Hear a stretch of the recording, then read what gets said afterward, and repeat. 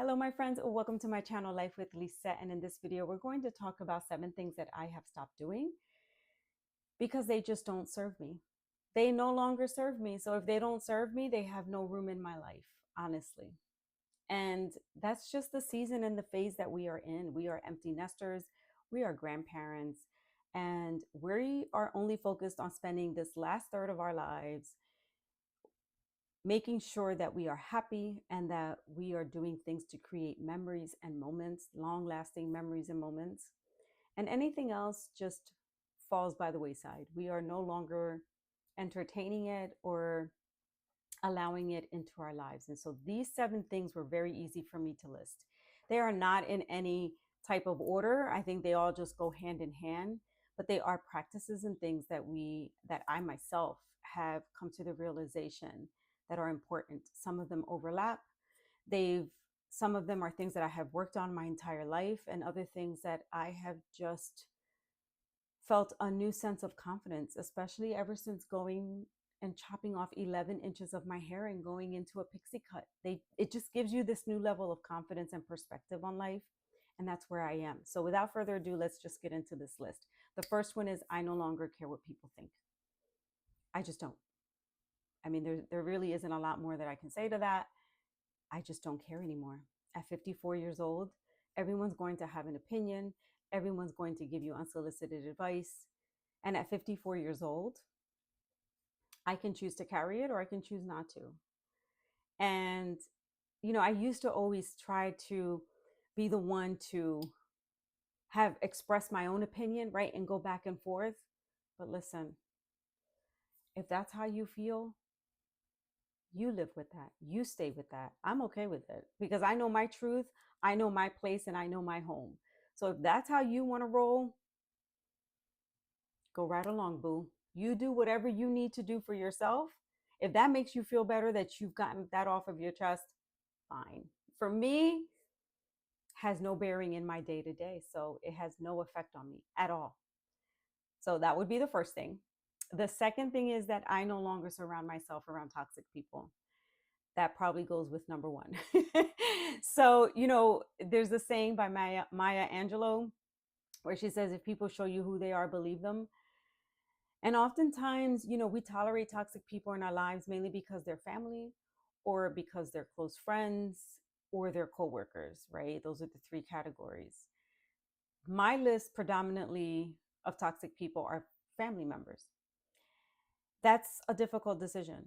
It's not something that I came to easily. But what I do know for sure is that toxicity is contagious and it starts to bleed out. It starts to bleed out to people around you. I needed to make sure that my kids did not receive a line from that toxicity, and I needed to protect them from that. So my kids, ever since they were born, helped me put up that barrier, if you will. But as an adult myself, I realized that I can love them from a distance. That's just how I deal with it. We have had conversations, but they're refusing to change. And I'm okay with that. I'm not trying to change you anymore. Right. But what I know is I can choose how much, if at all, I want to be around it. Same thing with friends. You have friends that just dump on you. They have diarrhea of the mouth and they just don't want to change. They just don't want to do anything to improve their circumstances. And they have no problems just pouring into you and sharing with you time after time all the things that's weighing them down. And if you are like me, an empath, you carry that. You carry that. It affects you because you love them, and it includes family. You want them to do better, but they don't want to do better. And so knowing how to tolerate that type of toxicity, it's important for you to have that discernment and knowing that it's okay for you to protect yourself and for you not to fall in that trap of being around them and listening to that. So be mindful. All right. Number 3 would be that I stopped waiting for the perfect anything. Let's take this YouTube channel, for example. I have a notebook and a half of notes. I have watched endless YouTube videos on how to start a channel, and I just never did because I didn't have the perfect lighting or the perfect backdrop or the perfect equipment. I just didn't have the perfect anything. And as a child, I grew up not having any kind of major structure or organization. It was just a lot of noise and disorganization and clutter. And I didn't thrive in that environment. So when I was able to move out and have my own place, that's where I thrived. And that's where I really do my best. But what I found was not having that as a child and then going the extreme of having so much structure and so much regiment and so much order that it bordered perfectionism. And that is dangerous. I realized that that was dangerous. I realized it very closely after I had my two daughters. And I thought, okay, I need to find the happy medium here, right? Because I know what my upbringing didn't serve, but I also know that what this part won't serve them. So let's find, I need to find my middle here. And so they helped me balance that. They helped me find that middle and help me have the best of both worlds, right? Still give them some autonomy, but also while still having some structure. So I still have a little bit of that perfectionism, but I have been slowly releasing it almost to the point where it's not even existent anymore. I still like structure and I still like routine and I still have a schedule, but I'm not obsessed about it. I don't get upset if things don't happen in the order in which I plan them out, right? I'm okay with having flexibility and, a little bit of spontaneous activity in our day or in our weekends. And that has been very refreshing for me. So, you know, not being so focused on perfectionism has been helpful. The fourth thing is I stopped giving energy to people that don't value or appreciate it. And so I have found that protecting my peace is a vice for me. It is where I can control what's happening. Because in my home, I can protect my own peace, right? I'm the one that welcome the people in, and I'm the one that extends the invitation. So I realized that if I don't extend my invitation to people that bring that toxicity and that are energy vampires, that it's okay, right? I can control that environment. But if I invite people that are energy vampires and that disrupt my peace, not only are they disrupting my peace and they're sucking my energy, they're also doing it around the people that I'm inviting, others that I'm inviting in my home. More importantly, when my children lived here, it was impactful to them. So I just, over the years, have developed this mindset of I can love them from a distance, whether it's friends or family, it doesn't matter. But loving them from a distance has been extremely beneficial to me. It doesn't mean that I don't love them. I just love my peace more. And I love protecting my children from that toxicity as well. Okay. So that would be number four. Number five is, you know, my husband and I, we have been blessed over the last several years to be able to save and have probably the most amount in our savings that we have ever had in our lives together. We've been together for 34 years and we have been able to save enough. We've met our goal of our savings and it's just time to start living. I am at the point where I am no longer going to feel guilty about spending because living in a life of scarcity, the way that I was raised, living check to check, even when my husband and I got together, it just wasn't ideal. We didn't have the jobs that we have today, and it was hard. Times were hard, and we had two girls and paying for school and paying for them to go to daycare and all the things. It was just really difficult, and we lived check to check for so many years.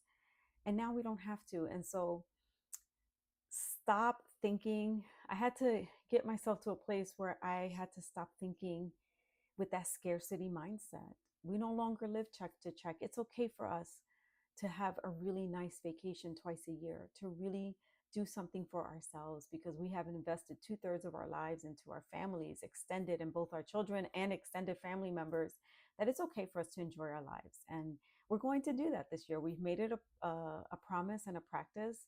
And that is something that we are going to focus on in 2025 is taking 2 long vacations in the year and going out of the country and not feeling guilty about it. So huge progress for me on that side. Number 6 would be with saying yes to everything. But the bigger power in that statement is being okay with saying no. I had a really hard time saying no. I felt like I had to be the person that had to be at every event. Even if you called me the same day, I would move mountains to be there.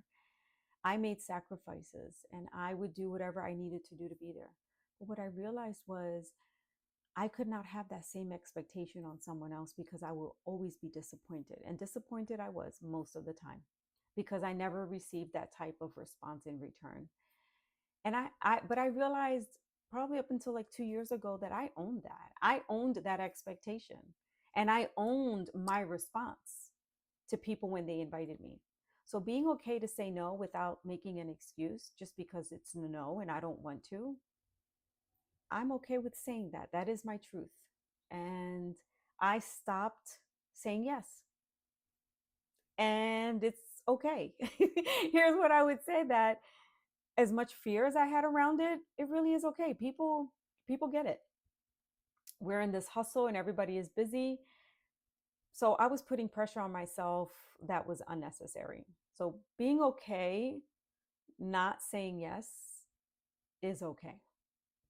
The last thing that I would say to all of this, to my list here, and again, they're not in any particular order, but in this season and in this phase of our lives, I would say that one of the things that I stopped doing was being or convincing myself that I am just plain Jane Lisette.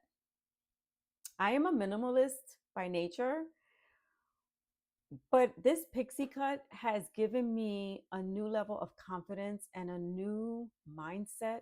I'm telling you, it was something that I did not expect to have happen, but it happened.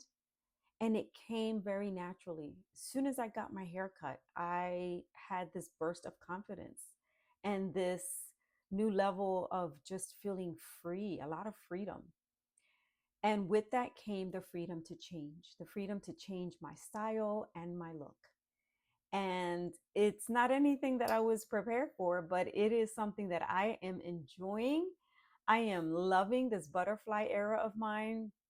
I am loving being a new person. Even at 54, it's okay to reinvent yourself. It is perfectly okay to reinvent yourself. Some women find it earlier.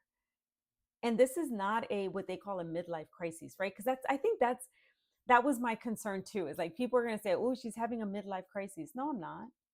No, I am not. I don't even know what that means, but I know that I'm not having it. I just know that this is the most confident and this is the sexiest and the most bold I have ever felt in my life. And I am leaning into that. I am leaning into that and I am using it and I am definitely embracing it. And who knows if it was there all along and I just kept shoving it down and I just kept burying it. But it is out, it is now, and I am ready to live my life. And that is okay too. So, those are my 7 things that I stopped doing. And not only did I stop doing certain things, I also share with you what I am starting to do. I hope that this video has helped you. I hope that this has given you inspiration, or if anything, has confirmed the things that you want to change about yourself or that you want to stop doing, and knowing that it's okay.